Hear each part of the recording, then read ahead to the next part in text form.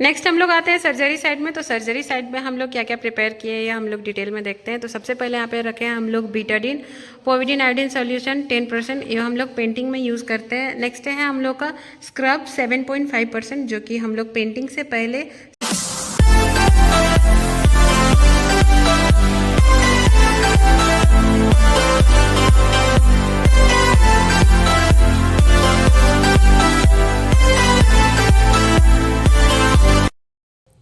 आज जो हम लोग का ओटी प्लान है वो है हम लोग का ऑर्थो का केस डिस्टल रेडियस प्लेटिंग। तो हम लोग आज जो हम लोग का टॉपिक होने वाला है वो है कि हम लोग ओटी, जब हम लोग का ओटी प्लान रहता है तो हम लोग ओटी को कैसे प्रिपेयर करते हैं, अनेस्थीसिया साइट में कौन सा ड्रग लेते हैं, सर्जरी साइट में हम लोग को कौन कौन सा मेडिसिन हम लोग का यूज़ होता है, सर्जरी साइट में हम लोग को कौन कौन सा इक्विपमेंट नीड होता है, इंस्ट्रूमेंट हम लोग कौन कौन सा लेते हैं, कौन कौन से मशीन को यूज़ करते हैं। तो टॉपिक बहुत ही इंपॉर्टेंट होने वाला है। तो आज हम लोग डिस्कस करने वाले हैं, क्योंकि सभी केसेस में अलग अलग केसेस में अलग अलग तरीके से ओटी को हम लोग रेडी करते हैं, included medicine side and surgery side, दोनों साइड हम लोग को अलग अलग तरीके से रेडी करना पड़ता है। तो आज ऑर्थो का केस है, तो सबसे पहले जानेंगे कि ऑर्थो केस में हम लोग कैसे ओटी को प्रिपेयर करते हैं। So hello friends, welcome back to my YouTube channel the surgical medi master. मेरे चैनल में आप सभी का वेलकम है। एंड वीडियो अगर पसंद आए तो वीडियो को प्लीज़ लाइक शेयर कमेंट करना नहीं भूले, एंड चैनल पर नया है तो चैनल को सब्सक्राइब कर दे।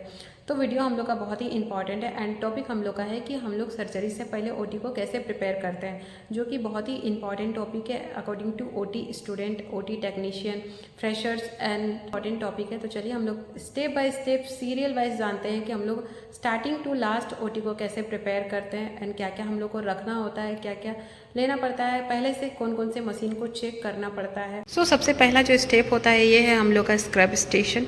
तो ये हम लोग का स्क्रबिंग एरिया, जहाँ ओटी स्टार्ट होने से पहले सर्जन यहाँ पे स्क्रबिंग करते हैं। स्क्रब करने के लिए यहाँ पे है scrub 7.5% povidone iodine cleaning solution P 7.5%। तो इससे हम लोग हम टेक्नीशियन या सर्जन स्क्रब करते हैं अपने हैंड को। तो ये हम लोग का स्क्रब स्टेशन है।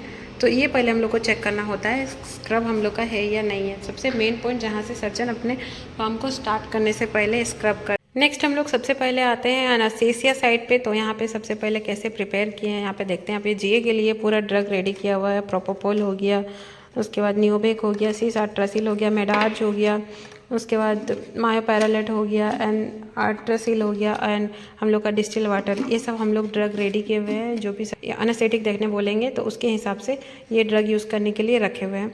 उसके बाद हो गया यहाँ पे डिस्पोजेबल कुछ कुछ क्वांटिटी में रखे हुए हैं, ताकि इधर उधर बीच में हम लोग को इधर उधर ना भागना पड़े। ये पूरा एनेस्थीसिया के लिए रेडी किए हुए हैं। यहाँ पे कुछ ईसीजी लीड हो गया एंड उसके बाद अगर पेशेंट को ब्लॉक लगना हो तो उसके लिए भी हम लोग 0.5 एंड लॉक्स 2% रेडी किए हुए हैं। उसके बाद हो गया एक ऑक्सीजन मास्क, जो हम लोग को सर्जरी के बाद यूज़ हो सकता है, तो हम लोग पहले प्रिपेयर किए हुए हैं। यहाँ पे हो गया हम लोग का ट्यूब दोनों टाइप से हम लोग यहाँ पे रेडी किए हुए हैं, फ्लेक्सिबल एंड हम लोग का ये दोनों ट्यूब हम लोग रेडी किए हुए हैं अलग अलग साइज से, जो भी साइज़ हम लोग का अवेलेबल होगा। एंड इसके अलावा भी अगर अलग साइज़ अवेलेबल होगा तो हम लोग को ओटी में ही अवेलेबल रहता है। उसके बाद हो गया कि कुछ अदर मेडिसिन, जैसे कि हो गया ट्रामाडोल हो गया, ऑन्डेम हो गया, पैरालेट हो गया, तो ये सब अगर मेडिसिन चाहिए तो ये सब में हम लोग का अवेलेबल रहता है। हम लोग को ओटी में ही सारा चीज़ रहता है, क्रस्ट कार्ड में। तो ये हो गया अभी जीए के लिए जो प्रिपेयर किए हैं, ये हो गया। नेक्स्ट हो गया फिर इसके बाद अगर आते हैं मशीन में, तो ये मशीन हम लोग को चेक करना रहता है, एनेस्थीसिया मशीन जो भी है। उसके बाद चेक करने के बाद ये हम लोग चेक करते हैं लैरिंगोस्कोप, ये सब कि इसमें बैटरी या लाइट सब कुछ परफेक्ट है या नहीं है, ये चेक करना पड़ता है, मशीन चेकिंग करना पड़ता है। तो ये हो गया एनेस्थीसिया साइड से। एनेस्थीसिया साइड से इतना कुछ पहले से चेक कर। स्क्रबिंग के बाद जो हम लोग ओटी आते हैं उसके बाद यहाँ पे हम लोग सबसे पहले रेडी किए हुए हैं हम लोग का स्टेराइल लिनन सेट है। इसमें हम लोग का 3 गाउन और लॉन्ग सीट कट सीट जो भी होता है इसके अंदर ही पैकिंग किया होता है। तो ये सारा स्टेराइल है, ये हम लोग को ओटी में रखना पड़ता है, क्योंकि सर्जन स्क्रब करके आने के बाद गाउन वियर करते हैं। तो इसमें हम लोग का सारा सेट हैंड टवल जो भी है ये हम लोग इसके अंदर ही पैक किया हुआ है। नेक्स्ट आते हैं, तो ये हो गया हम लोग का इम्प्लांट। इसमें इम्प्लांट है जो हम लोग का स्टेराइल हो गया है। तो ये इम्प्लांट हम लोग लेके आए हैं, इम्प्लांट रेडी किए हैं। और इसके अलावा अगर 2 सेट और है तो ये है हम लोग का ऑर्थो मनमन सेट, जो हम लोग को ऑर्थो केस में हम लोग को ज़रूरत होता है। तो ऑर्थो मनमन केस हम लोग ऑर्थो केस में हम लोग हमेशा रखते हैं। उसके बाद हो गया हम लोग का ये ऑर्थो जनरल इंस्ट्रूमेंट। इसके अंदर ऑर्थो का जितना भी जनरल इंस्ट्रूमेंट है, ऑर्थो का इंस्ट्रूमेंट है, सारा हम लोग का इस सेट के अंदर पैकिंग है।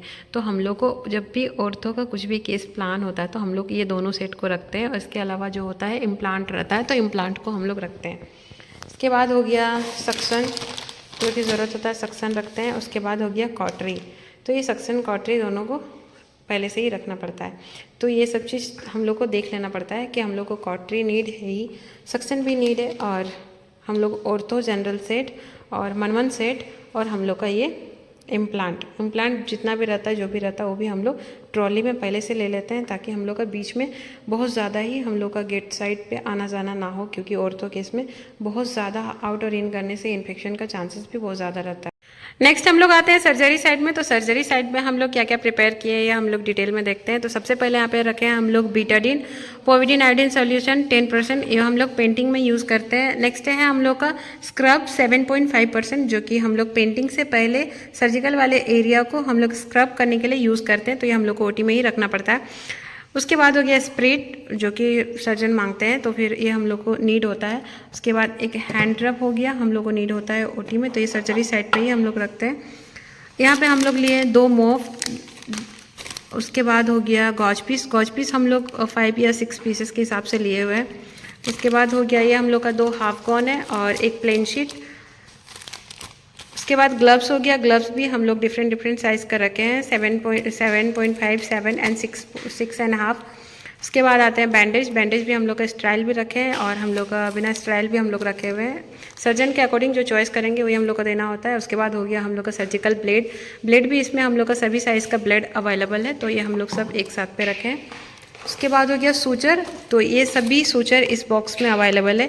जो सूचर हम लोग को नीड होता है, हम लोग वहीं से इस सूचर को हम लोग यूज़ करते हैं। मतलब हम लोग को ओटी से फिर इधर उधर जाना नहीं पड़ेगा। हम लोग को ओटी प्रिपेयर करने से पहले हम लोग को क्या चाहिए, सूचर हो, ग्लव्स हो या बीटाडीन हो, हर चीज़ को हम लोग को ओटी में पहले से ही प्रिपेयर करना पड़ता है। सो नेक्स्ट है SIAM machine, this is SIAM machine. तो सियाम मशीन जो है वो सी सेप्ट का होता है। ये इसके बिना कोई भी ऑर्थो केस प्लान नहीं किया जाता है, और इसका जो काम होता है वो है कि वो मरीज का जो इमेज है वो एक ऐसे इमेज को डिटेक्ट करता है कि वो पेशेंट का जो कैप्चर होता है real high solution x-ray image को डिटेक्ट करता है, जिसको देख के पेशेंट का कोई भी स्क्रू नट इसको फिक्स किया जाता है। इसलिए ऑर्थो केस में जो है सियाम मशीन के बिना बिल्कुल भी प्लान नहीं किया जा सकता। सियाम मशीन बहुत ही इंपॉर्टेंट होता है ऑर्थो केस में। नेक्स्ट है कॉटरी मशीन। तो कॉटरी मशीन का भी ड्यूरिंग सर्जरी बहुत ही इंपॉर्टेंट रोल है। कॉटरी मशीन को पहले से बिफोर सर्जरी पहले से चेक कर लेना होता है कि कॉटरी हम लोग का वर्क कर रहा है या नहीं कर रहा है, या फिर पूरे सेटिंग्स ठीक है या नहीं है। केबल को अटैच करके पहले चेक कर लेना था। नेक्स्ट है हम लोग का ये हो गया टूर्निकेट। तो आज के केस में टूर्निकेट भी यूज़ होने वाला है, तो टूर्निकेट को भी पूरा सेटिंग्स को पहले से ही ऑन करके ऑन ऑफ करके देख लेना है कि हम लोग का कुछ भी मशीन में कुछ प्रॉब्लम है या नहीं है, क्योंकि बिफोर सर्जरी सारे मशीन्स को चेक करने का मतलब यही होता है कि हम लोग का केस के बीच में कोई भी मशीन प्रॉब्लम क्रिएट ना करे। अगर कोई भी मशीन में कुछ भी प्रॉब्लम हो, हम लोग पहले ही केबल कनेक्ट करके देख लेते हैं। अगर प्रॉब्लम होता है तो हम लोग उसको पहले ही हम लोग उसका सॉल्यूशन निकाल लेते हैं। नेक्स्ट है हम लोग का ये है ओटी टेबल। तो हम लोग का आज लेफ्ट साइड पे है, हम लोग का जो भी डिस्टल रेडियस प्लेटिंग करना है, तो इस लेफ्ट साइड पे ये हम लोग का हैंड रेस्ट इस टाइप में सेटिंग करके हम लोग अच्छे से सेट कर लिए हैं। टेबल का पोजीशन भी अच्छे से करना है, टेबल हम लोग का मिडिल है या नहीं है, लाइट हम लोग का फोकस है या नहीं है। तो ये सब कुछ जो होता है बिफोर सर्जरी से पहले ही हम लोग को वो पूरे ओटी को अच्छे से प्रिपेयर करना रहता है। टेबल से लेके एनेस्थीसिया मशीन से लेके सारे इक्विपमेंट से लेके सारे मशीन से लेके अच्छे से सब कुछ चेक कर लेना चाहिए कि फाइनल चेक की सही है या नहीं। So finally friends, I think आज का वीडियो बहुत ही ज़्यादा इंटरेस्टिंग था। तो वीडियो अगर पसंद आए तो वीडियो को लाइक शेयर कमेंट प्लीज़ कर दीजिएगा। एंड नेक्स्ट वीडियो किस टॉपिक पे चाहिए आप लोग प्लीज़ मेरे कमेंट सेक्शन में कमेंट कर दीजिएगा। तो मिलते हैं न्यू नेक्स्ट वीडियो पे। Bye bye.